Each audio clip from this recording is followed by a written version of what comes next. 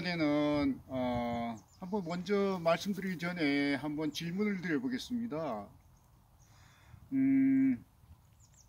우리가 식물이 뭔가 동물이 뭔가 생태계가 뭔가 이 기본 개념을 잡아야 되는데 그 개념이 잡혀 있나 한번 우리가 스스로 한번 점검해 보는 질문 하나 드려보겠습니다. 자, 식물은 움직이지 못해서 못 움직이는 겁니까? 아니면 움직일 필요가 없어서 안 움직이는 겁니까? 못 움직이는 것입니까? 안 움직이는 것입니까? 어느 쪽입니까? 자, 그러면 이 답을 이렇게 드려보지요. 동물이 움직이는 목적은 세 가지입니다. 하나는 먹이를 쫓아서, 두 번째는 짝짓기를 하려고, 세 번째는 자기 몸을 간수하려고. 자, 그런데 이 세 가지를 위해서 동물은 정말 힘들게 이동하고 합니다.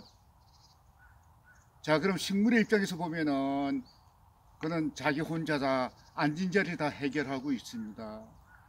굳이 땀 흘려가면서 움직일 필요가 없는 겁니다. 식물은 움직이지 못해서가 아니라 움직일 필요가 없어서 안 움직이는 것입니다. 이번 시간에는 나팔꽃에 대해서 한번 해보겠습니다. 자, 여름에 우리가 피곤할 때 아침이 일어나면은 늘 우리보다 먼저 일어나서 꽃을 활짝 피워서 우리들에게 얼마나 많은 기쁨과 희망을 주는지 모릅니다. 담장에 하나가득 한꺼번에 피어서, 그것도 아침 일찍 피어서, 예, 우리가 신세를 많이 진 꽃입니다. 서양의 영어 이름으로는 모닝 글로리. 예, 얼마나 이쁜 이름입니까? 우리는 나팔꽃 하면 모양을 따서 지었지만 모닝 글로리. 예, 아침에 그 뭡니까? 아침의 영광, 아침의 기쁨을 선사하는 이런 정말 귀한 꽃이죠. 여기에 대해서 조금 이제 알아보겠습니다. 나팔꽃 하면은 씨가 굉장히 단단합니다. 유명합니다. 굉장히 씨가 단단하고요. 아주 철통 같습니다. 표피가 딱딱한 껍질을 갖고 있습니다. 이렇게 식물이 껍질을 딱딱하게 갖고 있는 이유는 무엇입니까? 몇 가지 이유를 들어보면요. 이 딱딱한 껍질 속에서 열흘 있을지 1년 있을지 10년 있을지 알 수가 없습니다. 씨는 밖의 환경을 유심히 보다가 발화하는데 그 환경이 갖춰지지 않으면 발화하지 않기 때문에 그 시간이 얼마 걸릴지 모르는데 철통 같은 그런 갑옷을 입고 있어야 이렇게 가능하지 않겠습니까? 네. 또 이게 혹한 정말 혹독한 기후, 외부 환경에도 견뎌내려면 여간 두터운 옷을 입고 있어야 가능할 거고요. 만약에 두터운 껍질이 녹는다 하면은 습기가 많다는 뜻 아닙니까? 습기가 이렇게 습기가 많으니까 내가 발화해도 좋겠구나 하는 신호도 되고요. 또 이 껍질이 녹기 위해서, 벗겨지기 위해서는 많은 미생물의 활동이 있어야 됩니다. 여기는 미생물이 이렇게 활동을 많이 하니까 내가 살기에 적합한 환경이구나, 이렇게 해석을 하게 됩니다. 또 중요한 이유는 예를 들어서 새들이 이 씨를 먹고 멀리 날아가서 디아스포라, 확산 전략을 피는데 새들이 먹어봐야 이것이 소화가 안 됩니다. 그러니까 소화가 안 되니까 멀리 날아가서 그대로 배설물에 섞여서 디아스포라 전략을 수립하게 되는 겁니다.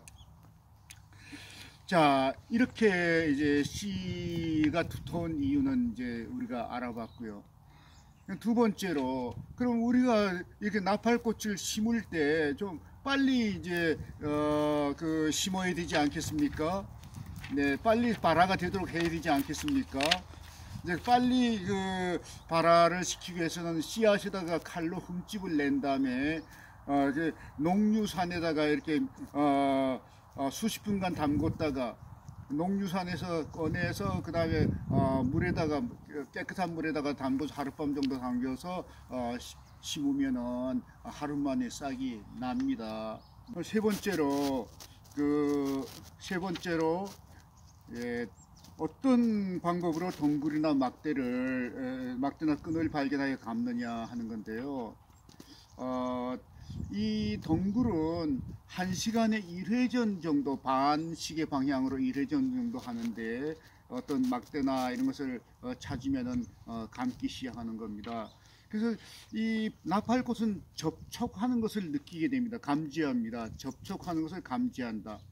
그래서 접촉을 하면은 그 접촉한 부분은 성장을 약간 더디게 하면서 굵어지게 되고요. 이게 바깥쪽에 접촉을 하지 않는 부분은 그대로 계속 성장하고요.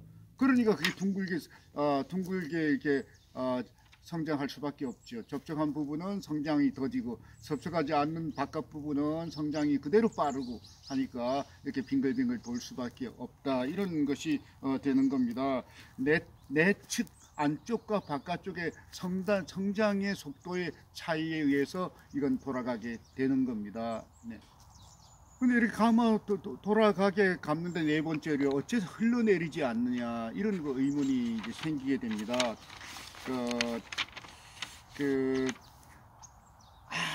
엄청 굵은 나무에 나팔꽃이 감고 돌아가느냐 그건 아닙니다. 나팔꽃이 편하게 감을 수 있는 물체의 직경의 한계가 있습니다. 그것을 우리가 약 10cm 정도의 직경의 막대가 한계입니다. 그보다 더 크면은 감아 올라가기 어렵습니다. 네. 그래서 나팔꽃은 강력하게 성장하는 힘과 강력하게 휘감는 힘이 있는데 자세히 보면은 잘 보면은 잘 떨어지지 않습니다. 나팔꽃이 잡아당겨도 안 떨어집니다. 그것은 뭐냐 하면은 무수하게 가늘고 짧은 털이 아래쪽을 향해서 나 있기 때문에 가늘고 짧은 털이 딱 접착되어 있기 때문에 떨어지지 않는 것입니다. 자, 왜 꽃들이 이렇게 일제히 피는가? 자, 꽃봉오리가 일제히 핍니다. 그러면 나팔꽃은 아침에 빛이 오고 온도가 올라가면 피는 겁니까? 아닙니다. 나팔꽃은 저녁에 어두워지기 시작하면서 10시간 후에 핍니다. 시간이 중요합니다. 나팔꽃은 시간을 재고 있습니다. 10시간이라는 시간 후에 피기 때문에 우리가 예를 들어 여름에 8시에 어두워진다. 그러면 아침 6시에 핍니다. 그럼 우리가 일어나면 이미 다 피어 있습니다. 네. 그 다음 두 번째로 아침 일찍 이렇게 피면 무슨 이익이 있을까? 당연하죠. 경쟁 상대가 없지 않습니까? 네, 벌들이 그렇게 일찍 피어 있는 꽃은 나팔꽃밖에 없으니까 당연히 부지런한 벌들은 나팔꽃으로 올 수밖에 없지요. 네, 경쟁 상대가 없다. 또 일제히 피는 건 뭐냐? 일제히 피는 것은 역시 타가 수분이기 때문에 기본적으로 타가 수분을 유리하지 않습니까? 이렇게 여러 꽃이 이렇게 있어야 타가 수분에 유리하다 하는 겁니다. 자, 그 다음에 푸르른 꽃이 왜 저녁 때가 되면 시들기 직전에 적자색이 뭐 보라색 비슷하게 이렇게 색깔이 변하느냐? 우리가 색깔이 변하는 거, 예를 들어 병꽃나무 같은 경우에는 여린 연두색으로 피었다가 붉은 꽃으로 변하는 것은 내가 수분이 되었으니까 곤충들아 나에겐 오지 말라 하는 커뮤니케이션, 소통의 한 방법이죠. 이렇게 구절초나 인동초 같이 색깔이 변하는 것은 수분이 되었다는 그런 사인인데, 그럼 나팔꽃도 이렇게 보라색으로, 푸르른 꽃이 보라색으로 변하는 것은 수분이 되었다는 뜻입니까? 아닙니다. 이건 전혀 다릅니다. 그거와는 전혀 상관이 없고요. 이 색깔의 색소가 안토시아닌데요. 안토시아닌은 알카리성입니다. 알카리성이 이 꽃이 저녁 때가 되면 산성으로 변하기 때문에 안토시아닌이 산성으로 변하기 때문에 이렇게 색깔이 변하는 겁니다. 자, 우리가 그 다음으로 이제 7번째로 빨간 나팔꽃을 또는 파란 나팔꽃을 이렇게 물에다가 이렇게 하면은 그 물이 우러납니다. 빨간색이나 파란색으로. 그런데 하얀색만은 우러나지 않습니다. 우리가 색깔에 두 가지가 있죠. 구조색이라는 것과 색소색과. 그러니까 색소색은 이와 같이 우러납니다. 뭐 이렇게 변함이 없는데 구조색, 예를 들어서 비단벌레 같은 경우 그건 구조색이죠. 보는 방향에 따라 다르다거나 어떤 환경이 달라지면 색깔이 변합니다. 구조색 이것도 역시 하얀색은 하얗게 보일 뿐인데 실제 색깔이 없는 겁니다. 그럼 왜 하얗게 보이느냐? 그 꽃잎 속에 기포가 수분이 있어서 수분 기포가 햇볕에 반사돼서 하얗게 보일 따름입니다. 그걸 만약에 비벼서 그 기포를 빼낸다고 하면은 투명하게 됩니다. 예. 여덟 번째로 왜 꽃이 피지 않는 경우가 있느냐? 이거는 아까 설명드린 대로요. 어두워져서 어두움이 10시간 지속되어야 됩니다. 그게 꼭 필요합니다. 예를 들어서 도시의 가로등이 계속 켜 있는 밝은 데서 나팔꽃이 아침에 핍니까? 안 핍니다. 네. 그 다음에 또 한 가지 이런 이유도 있을 수 있습니다. 우리가 어떤 비료를, 질소 비료 같은 것을 한꺼번에 이렇게 줬다 하면은 나팔꽃은 성장 일변도로 가지 꽃이 피지 않습니다. 네, 제가 말씀드릴 것은,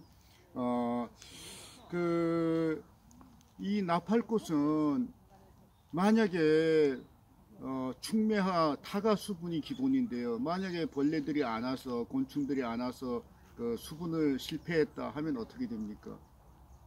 예, 이것은 스스로 수분을 합니다. 자가 수분으로 전환합니다.